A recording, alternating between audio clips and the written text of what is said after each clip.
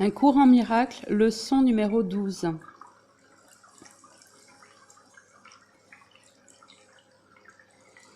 Je suis contrariée parce que je vois un monde insignifiant.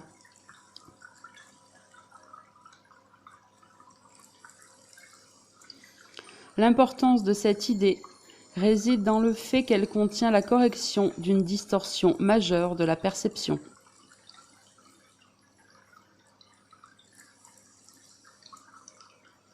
Tu penses que c'est un monde effrayant qui te contrarie, ou un monde triste, ou un monde violent, ou un monde insane. C'est toi qui lui donnes tous ces attributs. Le monde en soi est insignifiant.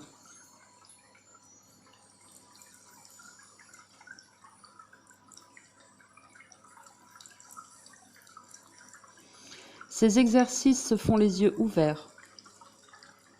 Regarde autour de toi, cette fois-ci très lentement. Essaie de régler ton regard pour qu'il passe lentement d'une chose à l'autre à intervalles assez constants.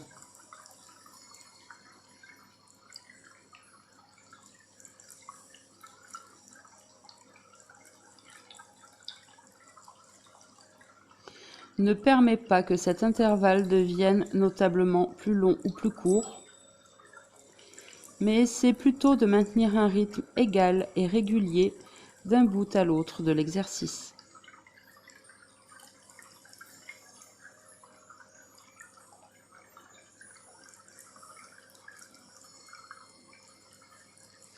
Ce que tu vois n'a pas d'importance.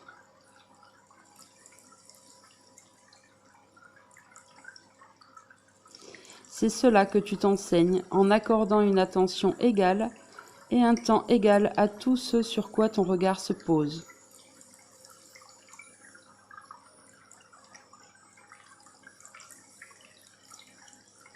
C'est une étape initiale pour apprendre à accorder à toute chose une valeur égale.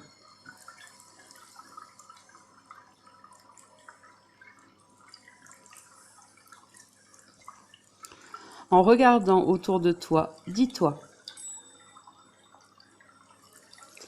je pense que je vois un monde apeurant, un monde dangereux, un monde hostile, un monde triste, un monde méchant, un monde fou, et ainsi de suite, en utilisant les termes descriptifs qui te viennent à l'esprit.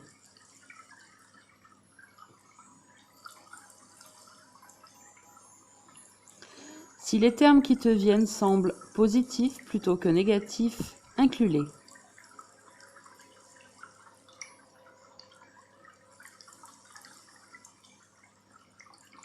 Par exemple, tu pourrais penser à un monde bon ou à un monde satisfaisant. Si de tels termes te viennent à l'esprit, utilise-les avec les autres.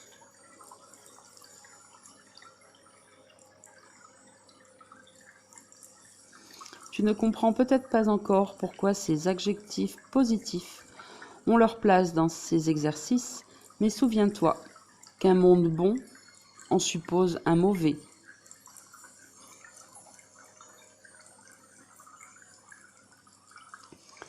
Et qu'un monde satisfaisant en suppose un qui est insatisfaisant.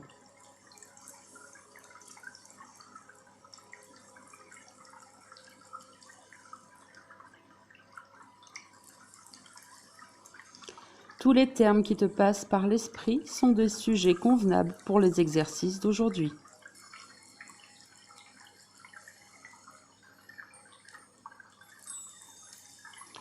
Leur apparente qualité n'a pas d'importance.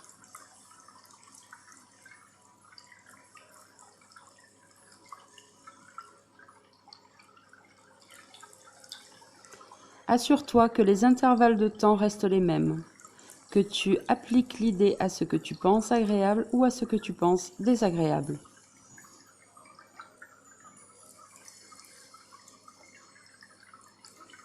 Au fin de ces exercices, il n'y a pas de différence entre les deux.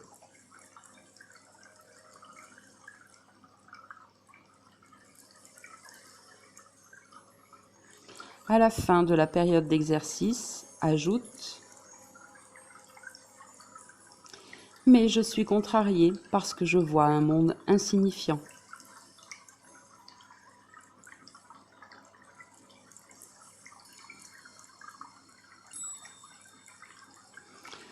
Ce qui est insignifiant n'est ni bon ni mauvais. Pourquoi donc un monde insignifiant devrait-il te contrarier ?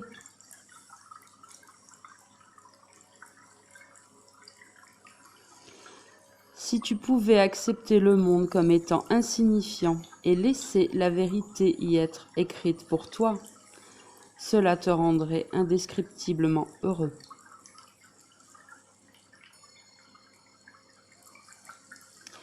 Mais parce qu'il est insignifiant, tu te sens obligé d'y écrire ce que tu voudrais qu'il soit.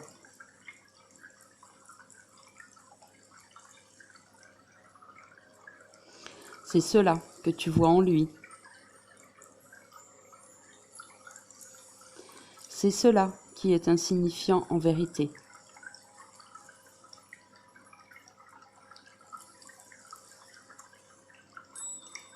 Sous tes mots est écrite la parole de Dieu.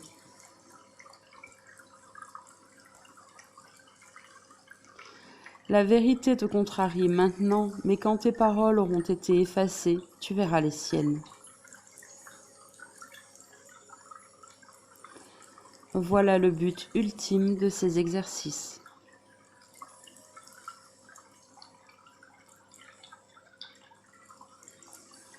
Il suffira d'appliquer l'idée d'aujourd'hui 3 ou 4 fois.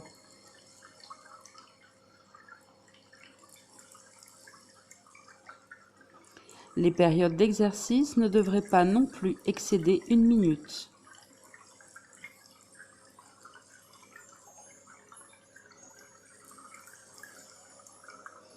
Il se peut même que tu trouves cela trop long. Arrête les exercices lorsque tu commences à être tendu.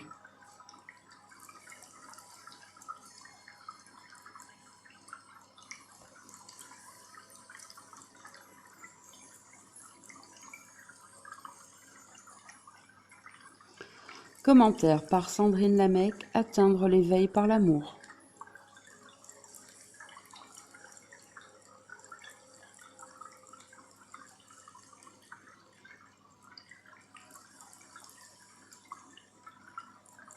Dans le premier paragraphe, Jésus nous explique ce qu'est le jugement et quels en sont ses effets.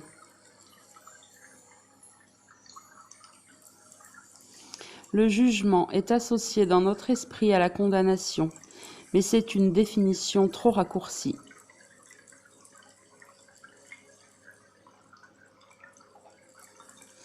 Oui, ce mot contient de la condamnation dans sa terminologie. Mais en amont, il parle également de définition, d'évaluation. Ce qui est logique puisqu'il faut bien définir pour pouvoir condamner.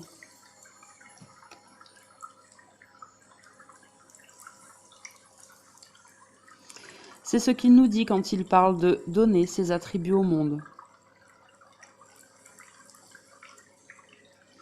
Effectivement, nous voyons quelque chose du monde, ou une scène se dérouler devant nos yeux et on la juge. On définit sa nature, et souvent nous faisons cela par rapport à ce que nous ressentons en fait. Ou bien aussi à partir de ce que l'on nous a appris et que nous avons validé dans notre esprit.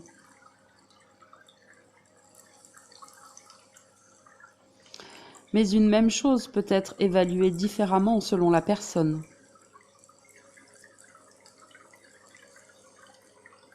Voici un exemple. Une personne se rend à un rendez-vous très important et elle a pris du temps pour se préparer soigneusement, vêtements, coiffure, maquillage pour les dames peut-être. Et d'un seul coup, il tombe une averse terrible, alors que cette personne est en chemin, à pied et sans parapluie. Elle est trempée et passablement énervée en arrivant, car Cette pluie vient de saboter ses efforts de présentation. Elle juge donc cet événement mauvais.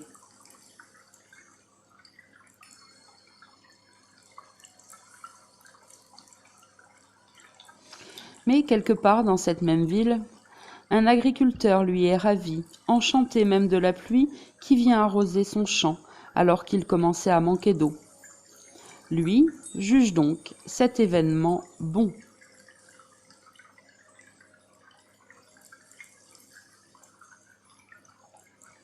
Chacun, pour des raisons qui lui sont propres, définit les choses différemment. Chacun donc interprète le monde en fonction des pensées qui se trouvent dans son esprit.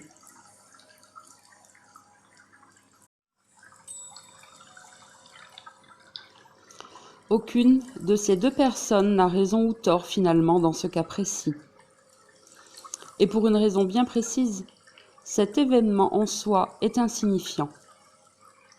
Il ne signifie rien aux yeux de la vérité.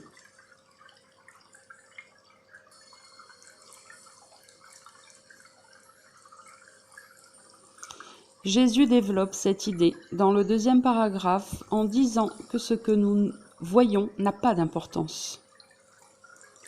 Ça n'en a pas car nous ne voyons que des choses qui sont source d'interprétation, donc que des choses fausses en soi. La vérité, elle, n'est pas quelque chose qui peut être soumis à une interprétation.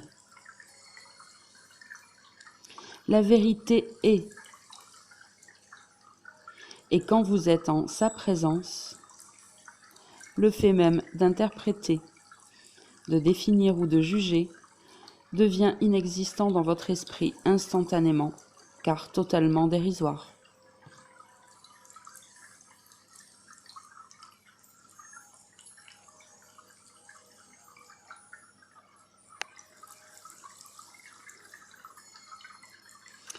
Pour le 4e paragraphe, gardez en tête l'exemple que nous avons pris au sujet de la pluie et voyez comme automatiquement vous avez une idée de jugement qui revient.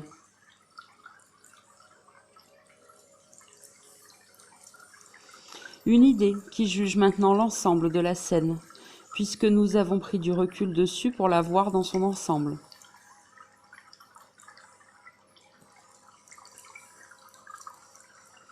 Mine de rien, la pensée, qui n'est même pas forcément exprimée, mais qui est passée quand même vite fait dans votre tête, c'est que l'agriculteur est quand même plus dans le juste que l'autre personne.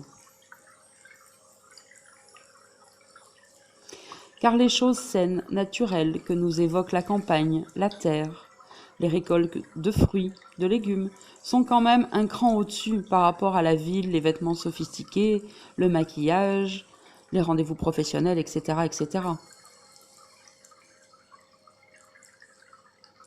Pourtant, elles sont d'une manière égale, tout aussi insignifiantes de n'importe quoi d'autre.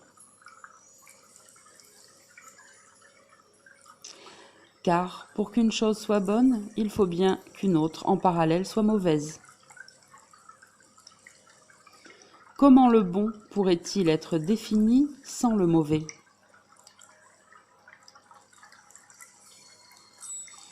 Et voilà comment l'ego arrive à faire valider l'idée de séparation qui tient le monde en place à des personnes qui désirent éradiquer le mauvais pour être uniquement bio, écolo, zen, etc. Toutes ces personnes luttent contre les mauvaises choses.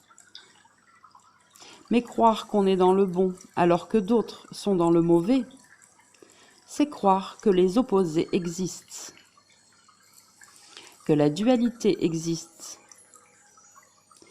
qu'il y a soi et les autres. Et c'est apporter, en s'en rendant moins compte car c'est plus subtil, de l'eau au moulin de l'ego et de son royaume, le monde.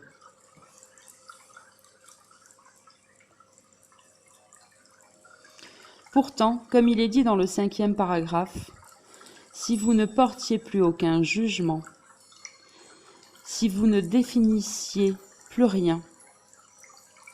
Si vous n'aviez plus aucune définition sur qui que ce soit, sur quoi que ce soit, vous feriez l'expérience immédiate de la paix et de l'innocence.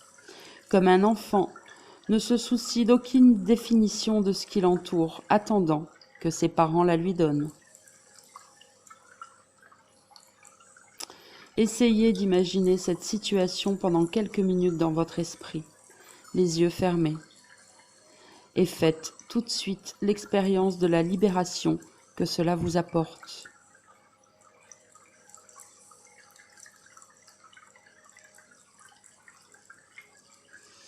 Vous aurez ainsi un avant-goût de l'état naturel de grâce qui est le vôtre en réalité.